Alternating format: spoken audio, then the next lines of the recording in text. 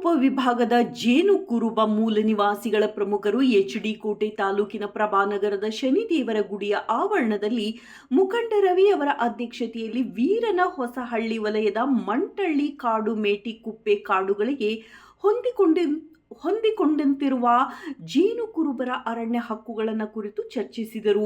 ಹಾಡಿ ಅರಣ್ಯ ಹಕ್ಕು ಸಮಿತಿಗಳಿಂದ ವೈಯಕ್ತಿಕ ಅರಣ್ಯ ಭೂಮಿ ಹಕ್ಕು, ಸಾಮೂಹಿಕ ಅರಣ್ಯ ಹಕ್ಕು, ಕಾಡಿನ ಕಿರು ದಿನಸಿ ಹಕ್ಕು ಹಾಗೂ ಕಾಡಿನ ನೆಲಸುಗಳ ಮೇಲಿನ ಹಕ್ಕು ಮಾನ್ಯ ಮಾಡುವ ಕುರಿತಾಗಿ ಎಸ್ಟಿಎಲ್ಸಿ ಅಥವಾ ಡಿಎಲ್ಸಿಗಳ ನ್ಯಾಯಬದ್ಧ ತೀರ್ಮಾನ ತೆಗೆದುಕೊಳ್ಳದ ಕಾರಣ ಹಕ್ಕು ಮಾನ್ಯ ಮಾಡುವಲ್ಲಿ ಅನ್ಯಾಯವಾಗಿದೆ.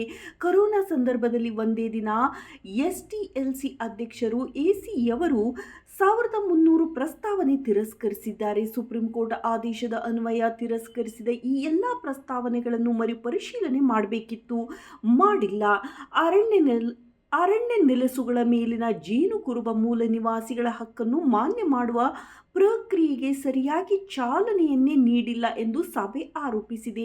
ಈ ಸಂಬಂಧ ಡಿಸಿ ಹಾಗೂ ಮುಖ್ಯ ಕಾರ್ಯದರ್ಶಿಗಳಿಗೆ ಹಾಡಿ ಅರಣ್ಯ ಹಕ್ಕು ಸಮಿತಿಗಳಿಂದ ಪತ್ರ ಬರೆಯಲು ನಿರ್ಧರಿಸಿದ್ದಾರೆ. ಕಾಡಿನಲ್ಲಿನ ಶ್ರದ್ಧಾ ಕೇಂದ್ರಗಳಿಗೆ, ಸ್ಮಶಾನಗಳಿಗೆ, ಗಿಡಮೂಲಿಕೆ, ಔಷಧಿಗೆ, ಕಿರು ದಿನಸಿ ಸಂಗ್ರಹಕ್ಕೆ, ಮಂಟಳ್ಳಿ ಕಾಡು, ಚಾಮಳ್ಳಿ ಕಾಡು, ಚೌಡಮ್ಮ ಕಾಡು, ಮೇಟಿ ಕುಪ್ಪೆ ಕಾಡುಗಳಿಗೆ ಅರಣ್ಯ ಇಲಾಖೆ ರಕ್ಷಣೆ ಪಡೆದು ಹೋಗುತ್ತಿರಬೇಕು. ಅಲ್ಲದೆ ಮೊದಲೇ ವನ್ಯಜೀವಿ ಹೆಸರಲ್ಲಿ ಕಾಡಿಂದ ಹೊರಹಾಕಿರುವ ಕುಟುಂಬಗಳನ್ನು ಹೈಕೋರ್ಟ್ ಆದೇಶದಂತೆ ಪುನರ್ವಸತಿ ಕಾರ್ಯ ಕೂಡಲೇ ಸರ್ಕಾರ ಅರಣ್ಯ ಕೈಗೊಳ್ಳಲು ಸಭೆಯನ್ನು ಆಗ್ರಹಿಸಿ ಜೇನು ಕುರುಬರೇ ಹೆಚ್ಚು ಹೊರಹಾಕಲ್ಪಟ್ಟಿರುವುದರಿಂದ ಪಿವಿಟಿಜಿ ಯೋಜನೆಗೆ ಜೋಡಿಸಿ ಕೂಡಲೇ ಪುನರ್ವಸತಿ ಕೈಗೊಳ್ಳಲು ಸಭೆ ಆಗ್ರಹಿಸಿದೆ. ಅಲ್ಲದೆ ಕುಡಿಯುವ ನೀರಿನ ಸಮಸ್ಯೆ ಬಗೆಹರಿಸುವುದು, ಹಾಡಿಗಳನ್ನು ಕಂದಾಯ ಗ್ರಾಮಗಳಾಗಿ ಘೋಷಣೆ ಮಾಡುವುದು, ಅನುಭವಿಸುತ್ತಿರುವವರಿಗೆ ಅವರ ಭೂಮಿಗೆ ಹಕ್ಕುಪತ್ರಕ್ಕೆ ಒತ್ತಾಯಿಸುವುದು, ಸಾಗುವಳಿ ಸಿಕ್ಕಿರುವ ಭೂಮಿಗೆ ಪೋಡು ಮಾಡಿಸುವುದು, ಮೂಲ ನಿವಾಸಿ ಜೇನು ಕುರುಬರಿಗೆ ಹೊಲ ಮೀಸಲು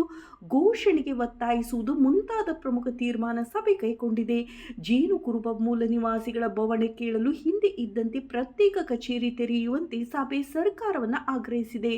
ಸಂಘದ ಮಾಜಿ ಅಧ್ಯಕ್ಷ ಭೀಮನಹಳ್ಳಿ ರಾಜಣ್ಣ, ಬಸವರಾಜನ ಕಟ್ಟೆ, ಜೆಟಿ ರಾಜಪ್ಪ ಮಾತನಾಡಿದರು. ಡೀಡ್ ಶ್ರೀಕಾಂತ್ ಅರಣ್ಯ ಹಕ್ಕು ಕಾಯ್ದೆ, ಪೇಸಾ ಕಾಯ್ದೆ, ಹೈಕೋರ್ಟ್ ಆದೇಶದ ಮಹತ್ವ, ಒಳ ಮೀಸಲಾತಿಯ ಮಹತ್ವ ಕುರಿತು ಸಭೆಗೆ ಮಾಹಿತಿ ನೀಡಿದರು.